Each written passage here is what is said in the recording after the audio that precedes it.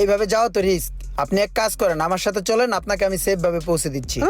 বলত পাইছো আমরে, এখন তো রাস্তায় ধাক্কা খেয়ে পড়ছে, গায়ে তো উঠলে তো তুমি সব আতায় নিয়ে যাবা, পরে আমি কি করবো? আরে ভাই, এত ভাবনা চিন্তার কি আছে? চলো না, তোমার সেফ ভাবে নামাই দিয়ে আসি তোমার বাসায়। ভাই এই এত প্যারা নেন না, বুঝছেন? আমার বাসা এখানেই, আমি যাইতে পারবো। আপনাকে ধন্যবাদ ভাই সতর্ক করে দেওয়ার জন্য। আসসালামু আলাইকুম, ভালো থাকবেন। শোনো, কোনো বিজনেস আইডিয়া লাগলে আমাকে জানাবে, এটা আমার কার্ড, তুমি রাখো, প্রয়োজন হলে কল দিও। ঠিক আছে ভাই, যদি কখনো লাগে আমি আপনাকে কল দেবো। হ্যাঁ, ও আসি, আসসালামু আলাইকুম। ওয়ালাইকুম আসসালাম।